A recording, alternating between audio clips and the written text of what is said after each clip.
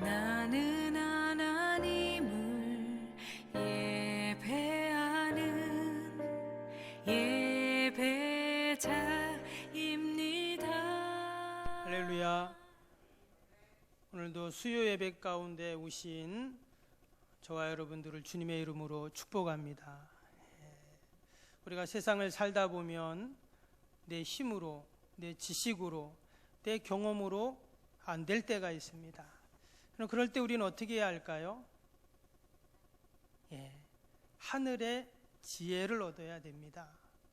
내 지혜로 안 되면 나보다 더 지혜가 많고, 내 경험으로 안 되면 나보다 더 경험이 많고, 내 능력이 안 되면 나보다 더 능력이 많은 분의 도움을 받아야죠. 여러분, 이 수요 예배는 하늘의 지혜를 얻고 능력과 도움을 얻는 시간인 줄로 믿습니다. 그래서 저는 우리 모든 성도님들이 다 수요 예배 오기를 늘 기도합니다. 그러니까 여기 오신 분들은 해당이 안 되죠. 여러분, 수요 예배 통해서, 귀한 말씀을 통해서 하나님이 이 시간도 나에게 세상에서 내가 해결하지 못하는 그 문제를 하나님이 나에게 지혜를 주시고 능력을 주시고 힘을 주신다는 그 마음을 갖고 우리가 이 수요 예배를 오면 우리의 발걸음이 가볍고 또한 기다려지고 또 소원이 되는 귀한 수요 예배가 될 줄로 믿습니다.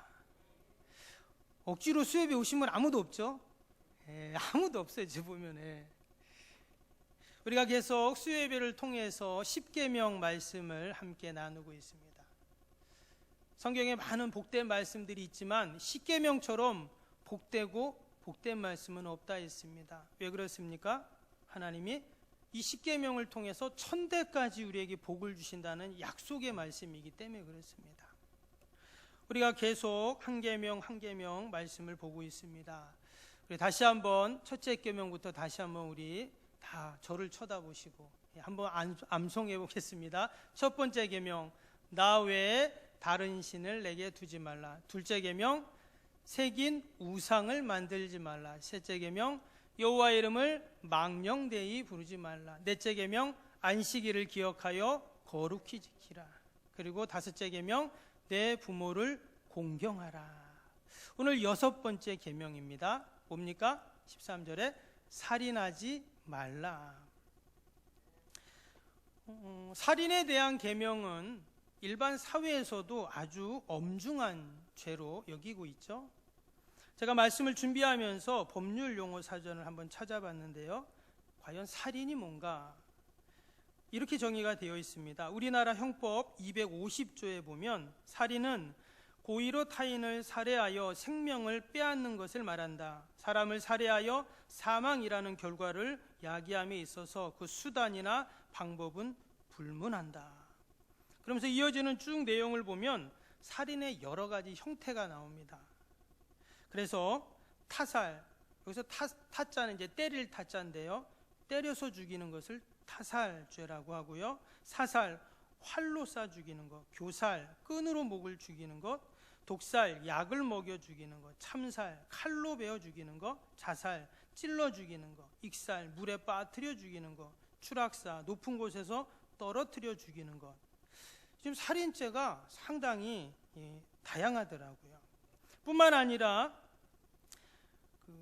정신적인 고통을 주거나 어떤 충격을 줘서 또 그로 인해서 무형적인 방법으로도 사람이 죽었다 하면은 그것도 살인죄에 해당이 된다고 합니다. 직접적이든 간접적이든 나로 인해서 누군가가 죽었다 그러면 그게 이제 살인죄가 된다는 거예요. 똑이나 고의성은 없어도 또 사람이 죽을 수 있잖아요. 그것은 과실치사죄로 적용이 돼서 그것 또한 다 죄를 받게 되죠. 벌을 받게 됩니다. 그래서 조사할 때 보면 그런 거 있잖아요. 계획적으로 죽였냐 아니면 우발적이었냐 이런 거에 따라서 형량이 달라지는 것도 보게 됩니다. 혹시 우리 중에 이 십계명 중에서 다른 계명은 혹시 해당이 되더라도 아예 나는 이 여섯 번째 계명 살인하지 말라는 나하고는 상관이 없는 것 같은데 이렇게 생각하는 분이 계실 수도 있습니다. 근데 제가 자료를 찾아보니까요, 전 세계적으로 평균 매 10분마다 살인이 일어나고 있다고 합니다. 미국 같은 경우는요, 실제로 30분에 한 명씩 이 살인이 일어난다고 이야기합니다. 그래서 어떤 사람들은 미국은 총기를 허용하니까 이처럼 살인이 많이 나고 사람을 죽인다, 이렇게 또 말을 합니다. 그런데요, 전문가들은 뭐라고 말하냐면 도리어 총을 소지하지 못하게 하면 더 많은 사람이 죽을 것이다, 또 이렇게 이야기를 합니다.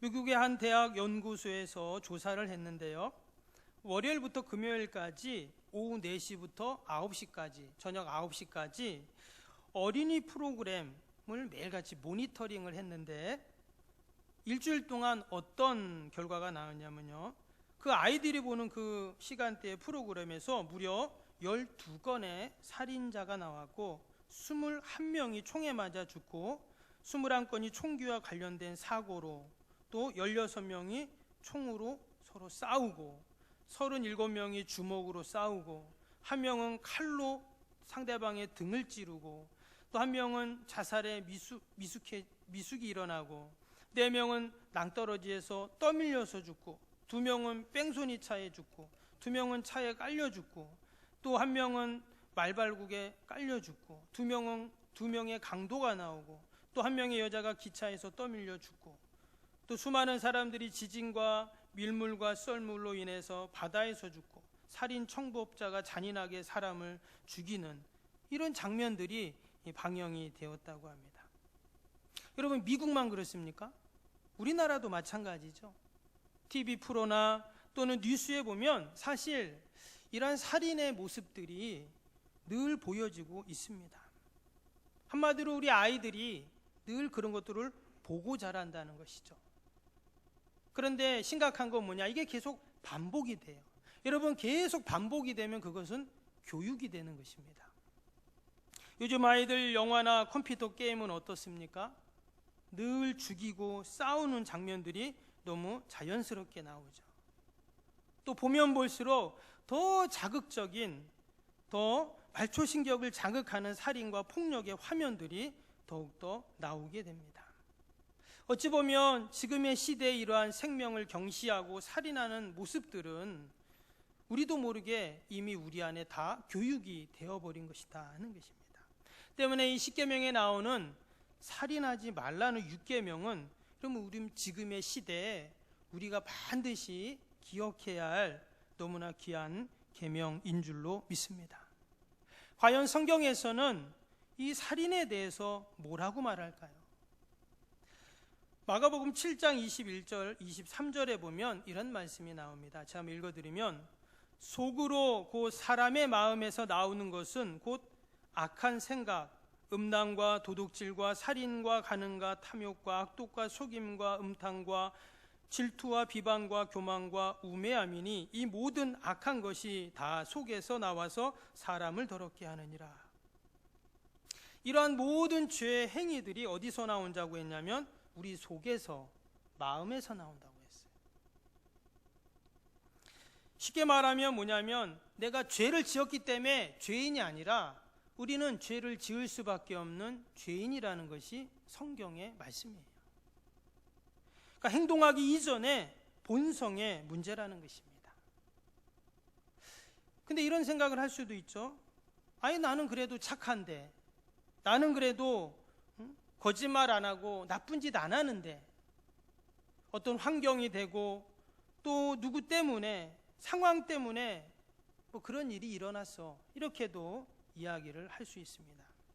그러나 성경은 결코 그렇게 말하지 않습니다. 우리는 다 죄인이고 누구도 살인을 저지를 수 있는 가능성이 있는 죄인이라고 말하고 있어요.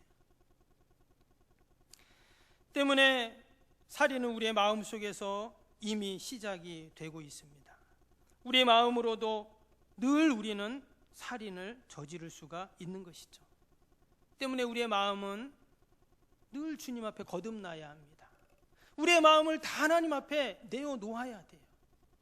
그래서 우리의 마음을 하나님이 다스려 달라고, 사단 마귀가 우리의 마음에, 우리의 생각에 들어오지 못하도록 우리는 늘 말씀으로 채우고 하나님의 은혜로 채우고, 여러분, 성령으로 채워야 우리가 이 하나님의 말씀, 귀한 십계명의 말씀들을, 계명들을 온전히 지켜나갈 줄로 믿습니다. 오늘 육계명을 다시 보시면 살인하지 말라, 또 다른 어떤 부연 설명이나 조건이 없습니다. 살인하지 말라, 너무나 단호하고 여지가 없어요. 사람의 생명을 해하는 것이 이처럼 큰 일이다 하는 것을 이야기하는 것입니다. 출애굽기 21장 12절에 보면 사람을 쳐 죽인 자는 반드시 죽일 것이다 이렇게 했어요. 사람을 죽였으면 그 사람도 죽여라, 이게 구약의 율법입니다. 이처럼 하나님은 살인에 대한 아주 단호한 그런 계명을 지금 우리에게 주셨습니다. 왜 하나님이 이처럼 살인에 대한 이 계명을 아주 하나님께서 막중한 계명으로, 또 단호한 계명으로 우리에게 지킬 것을 말씀하셨는가? 우리가 그것을 알기 위해서는 먼저 창세기로 가봐야 합니다. 모든 문제의 답은 창세기에 있다 하죠. 왜? 시작과 근원이 창세기에서부터 시작이 되기 때문에 창세기를 보면 답이 보입니다. 창세기 1장 27절, 28절 우리가 잘 아는 말씀이죠. 하나님이 자기 형상 곧 하나님의 형상대로 사람을 창조하시되 남자와 여자를 창조하시고 하나님이 그들에게 복을 주시며 하나님이 그들에게 이르시되 생육하고 번성하여 땅에 충만하라, 땅을 정복하라, 바다의 물고기와 하늘의 새와 땅에 움직이는 모든 생물을 다스리라 하시니라. 하나님께서 이 땅의 모든 생명들을 하나님이 만드셨습니다. 그리고는 그들을 축복하시고 생육하고 번성하고 땅에 충만하라, 이런 축복을 주셨어요. 근데 죄로 말미암아 부패한 인간은 살인죄를 범함으로 하나님께서 주신 너무나도 귀한 이 생명을 경히 여기게 되었습니다. 여러분, 모든 시대에 인간이 저질러온 살인의 행위들을 우리가 한번 생각해 보면 어떻습니까? 히틀러는 무려 600만이라는 유대인들을 학살했다고 하죠. 일본이 2차 세계대전 때 저질렀던 수많은 살인과 만행들을 한번 보세요. 그 외에도 수많은 그러한 생명을 경시하는, 그 생명을 해하는 이런 일들이 우리 역사를 보면 너무나 많습니다.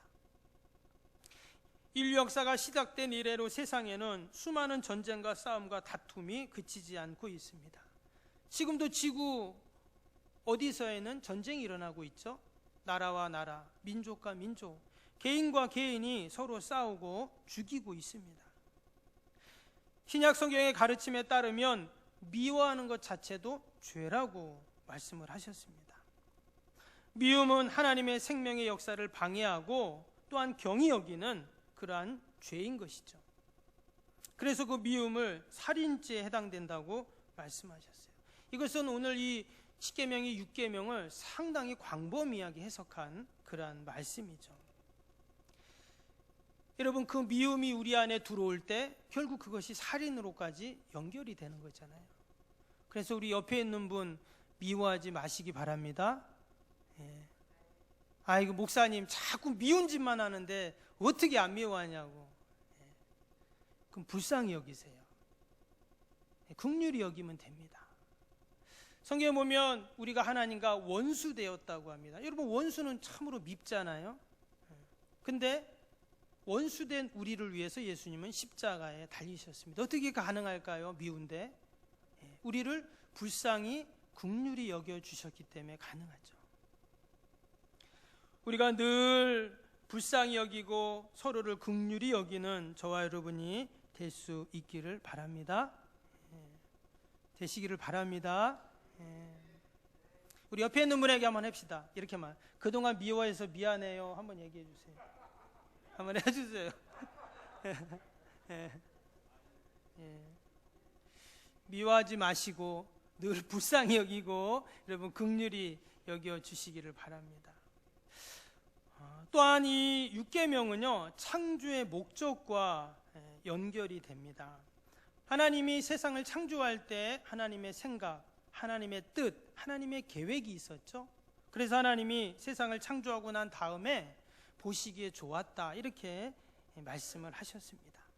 그리고는 창조한 것들이 생육하고 번성하고 땅에 충만해지는 모습을 보시면서 하나님은 더욱더 기뻐하셨습니다. 그래서 모든 생명 있는 것들은 하나님이 생육하고 번성하고 땅에 충만하기를 원하십니다. 그리고 인간에게는 한 가지 더 주셨죠. 뭐예요? 그것을 다스리는 그러한 또 복을 주셨습니다. 그런데 살인은 어떤 것입니까? 하나님의 뜻에 반하는 것이죠. 이처럼 생육하고 번성하고 충만한 것을 방해하고 차단하는 것이 살인이기 때문에 이처럼 단호하게 하나님께서 말씀을 하신 것입니다. 십계명의 모든 계명이 귀하고 우리가 꼭 지켜야 하지만 특별히 육계명은 생명과 관련된 하나님의 창조의 목적과 섭리에 연결되는 생명 계명이라고도 말씀을 할 수가 있습니다. 어떤 생명도 귀하지 않은 생명이 없는데 하나님은 늘 우리가 생명을 소중히 여기고 또 그 하나님의 창조의 뜻을 받들기를 원하시죠. 우리가 다시 한번 이 육계명을 통해서 하나님의 생명의 역사를 기억해야 할 줄로 믿습니다. 그 또 한 가지는 이 육계명을 통해서 하나님이 각자에게 부여하신 생존의 권리가 있다는 것을 알게 됩니다. 살인하지 말라, 그 말은 뭐예요? 죽이지 말라는 거예요. 그 생명을 계속 유지하도록 놔둬라 하는 것이죠. 그 생존의 권리를 박탈하는 흉악한 죄가 살인이기 때문에 그렇습니다. 대부분의 살인죄는요, 철저하게 자기중심적이고 이기적입니다. 때로는 우발적으로 실수로 그런 사람을 죽일 수도 있겠죠. 그래서 구약에는 도피성이라는 제도를 마련을 했습니다. 살인한 자가 그 무고한 누명을 벗기까지 그들이 머물면서 안전을 보장받을 수 있는 그런 제도였죠. 그러나 대부분의 살인은 자기중심적이고 자기 유익을 위해서입니다. 그 대표적인 예가 창세기 4장에 나오는 가인과 아벨의 사건이죠. 형 가인이 동생 아벨을 죽였습니다. 이 최초의 살인죄가 기록이 되는데 우리가 아는 것처럼 그 동기가 뭡니까? 가인이 자기의 재산을 하나님이 받지 않고 동생의 재물만 받았다는 거예요. 그래서 가인이 어떻게 했습니까? 창세기 4장 5절에 보니까 몹시 분하여 안색이 변했다 하는 말씀이 나옵니다. 사실 동생 아벨은 형에게 아무런 잘못을 한 것이 없어요. 해를 끼친 것이 없습니다. 도리어 하나님께 하나님이 기뻐하시는 제사를 드렸을 뿐이죠. 근데 가인은 어떻게 생각합니까? 나보다 동생이 더 의롭다 생각한 거예요. 그리고 내가 있어야 할 그 자리에 동생이 앉아있다 생각한 겁니다. 질투심이 생긴 것이죠. 그래서 내가 그 자리에 앉아야지 하면서 그를 살해한 것입니다. 이기적인 마음에 그는 결국 동생을 죽이는 그런 형이 되어버렸습니다. 말 그대로 아벨의 생존권을 박탈해 버린 것이죠. 여러분, 그로 인해서 가인이 어떻게 되었을까요? 그로 인해서 가인은 자신이 얻고자 하는 것도 얻지 못했을 뿐만 아니라 그는 세상을 떠돌아다니는 유랑자가 되어버렸습니다. 그래서 창세기 4장 16절에 보면 가인이 여호와의 앞을 떠나서 에덴 동쪽 놋 땅에 거주했다, 이렇게 말씀에 기록을 하고 있습니다. 이것이 바로 생명을 파기하고 다른 사람의 생존의 권리를 빼앗은 자의 결말이죠. 얻고자 하는 것도 얻지 못하고 또한 자신의 것까지도 다 잃어버리는 그러한 비참한 결말을 맞게 된 것입니다. 우리가 다시 한번 이 생명의 계명인 살인하지 말라고 하는 6계명을 우리가 꼭 기억해야 할 줄로 믿습니다. 단순히 그냥 살인을 안 하는 계명이 아니라 내가 생명을 귀중하게 여기고 다른 이의 생명을 소중하게 여기는 그런 마음을 가지라는 계명이죠. 그리고 우리는 여기서 한 단계 더 나가야 됩니다. 그건 뭡니까? 바로 6계명을 통해서 우리는 형제 사랑의 계명으로 우리는 승화시켜야 합니다. 요한일서 3장 15절에 보면 그 형제를 미워하는 자마다 살인하는 자니 살인하는 자마다 영생이 그 속에 거하지 아니하는 것을 너희가 아는 바라. 분명히 형제를 미워하는 자마다 살인하는 자, 바로 6계명을 어기는 자라는 거예요. 그 요한일서 4장 20절에 보면 누구든지 하나님을 사랑하노라 하고 그 형제를 미워하면 이는 거짓말하는 자니 보는 바 형제를 사랑하지 아니하는 자는 보지 못하는 바 하나님을 사랑할 수 없느니라. 우리가 칼이나 총만 가지고 다른 사람을 죽이거나 우리는 해야지 않습니다. 그러나 성경은 형제를 미워하는 것도 살인하는 것과 같다, 분명히 이렇게 말씀하고 있어요. 내가 하나님을 사랑한다고 말해놓고 형제를 미워한다면 그것은 거짓말이고 그것은 살인하는 것이라고 가르치고 있습니다. 그래서 우리는 이 10계명의 6계명을 더욱더 적극적으로 이행하고 이 말씀대로 사는 방법은 뭔가? 바로 우리의 이웃, 우리 형제들을 더욱더 사랑하는 것입니다. 나는 살인하지 않았으니까 나는 이 계명을 다 지켰어, 여기서 끝나는 게 아니라 더 나아가서 살인하는 것, 안 하는 것뿐만 아니라 내가 형제를 미워하지 않고 도리어 불쌍히 긍휼히 여기면서 늘 품어주고 사랑하고 또 그 사랑을 나누는 우리의 모습이 될 때 이 10계명의 6계명 살인하지 말라라는 이 귀한 계명을 우리가 온전히 지키는 우리 성도의 모습일 줄로 믿습니다. 지금의 시대에 어느 때보다 이 살인하지 말라는 이 계명이 우리에게 너무나 절실합니다. 생명이 파괴되는 이 시대 가운데 저와 여러분은 생명을 파괴하는 자가 아니라 생명을 지키는 자, 또 생명을 살리는 자, 생명을 세우는 자가 꼭 되어야 할 줄로 믿습니다.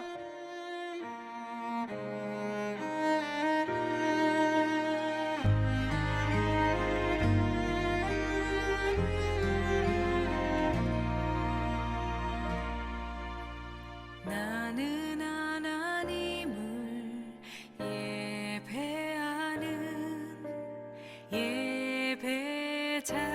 예배자입니다. 내가 서 있는 곳 어디서나 하나님을 예배합니다.